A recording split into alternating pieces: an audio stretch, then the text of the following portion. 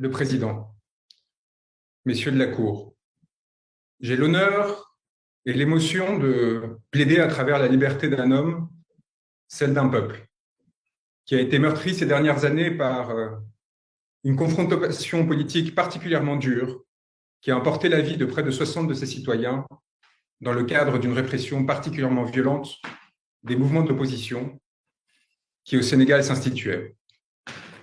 La liberté de M. Sonko emporte celle d'un peuple qui souhaite, le 24 février prochain, pouvoir choisir librement et souverainement ceux qui auront à le diriger et le représenter.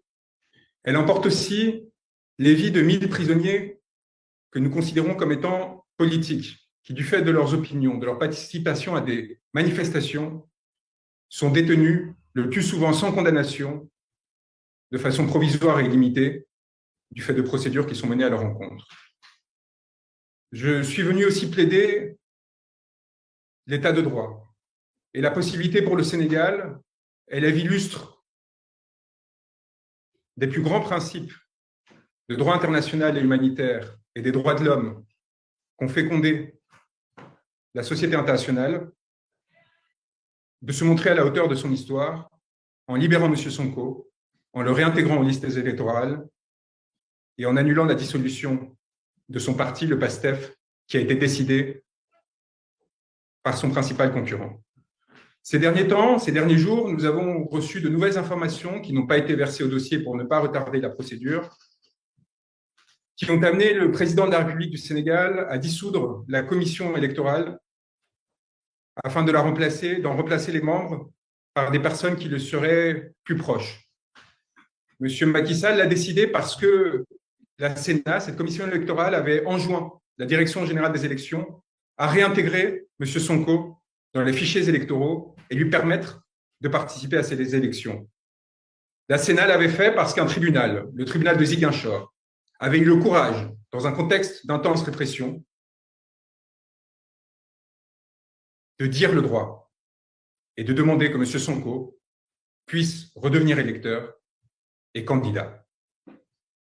La Direction générale des élections, sur instruction ministérielle, s'y est opposée. La Sénat l'a enjoint. Elle a été dissoute.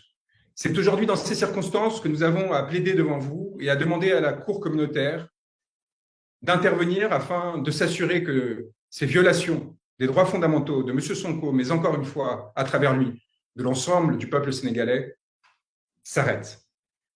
L'urgence nous apparaît manifeste et évidente. La nécessité de se prononcer en référé, en procédure accélérée également.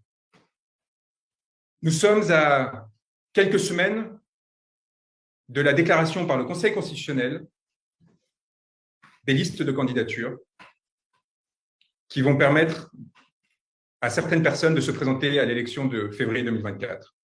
Sans votre décision, messieurs de la Cour, il sera impossible à M. Sonko de se présenter.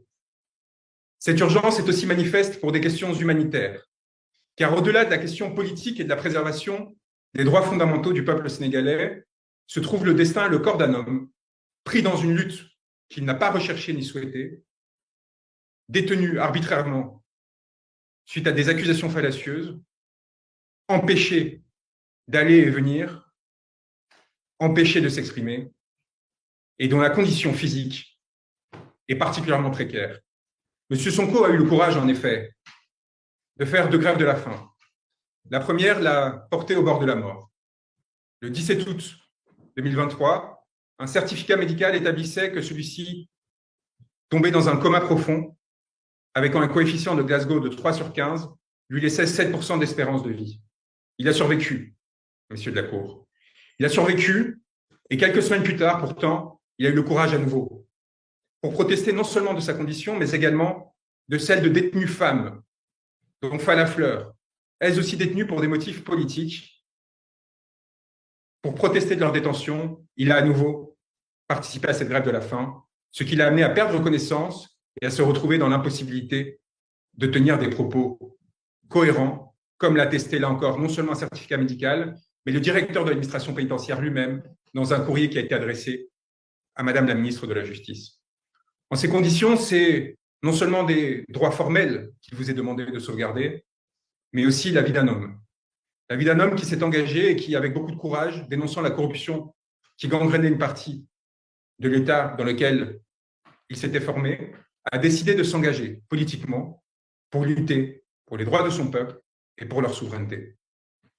Il apparaît que, au sein du contexte actuel, dans les institutions sénégalaises, nous avons été l'objet d'un certain nombre de mesures qui nous ont empêchés de défendre M. Sonko, qui ont empêché à M. Sonko de faire respecter le droit et qui, enfin, aujourd'hui, menacent, au-delà de sa situation et de ses circonstances, la stabilité du pays dans son entier. Non pas car des opposants chercheraient à le déstabiliser, loin de là, mais simplement parce que lorsqu'un État cesse de respecter ses propres règles, lorsqu'un État cesse de respecter son propre droit, son autorité s'affaisse. Et les risques de désobéissance, de corruption et donc d'effondrement se multiplient.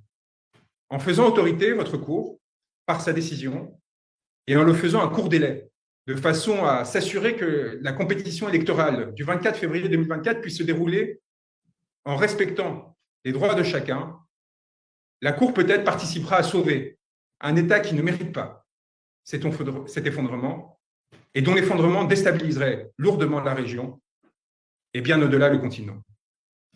Je vous remercie donc, et je veux remercier la Cour sincèrement de la diligence avec laquelle elle a accepté de recevoir la requête que nous avons préparée avec notre estimable confrère Kédor Sireli, et nous espérons et nous vous prions d'entendant ces mots, prendre les décisions qui s'imposent, permettre à M. Sonko d'être libéré sans craindre qu'il vous soit reproché une quelconque partialité ou ingérence, car c'est au contraire pour s'assurer de la neutralité et d'impartialité du processus électoral que nous avons décidé de vous saisir. C'est donc encore une fois, et pour achever, avec honneur, avec émotion, que pour la première fois devant cette cour estimable, il vous est prié, au nom du peuple sénégalais, de rendre à M. Sonko ses droits, sa liberté.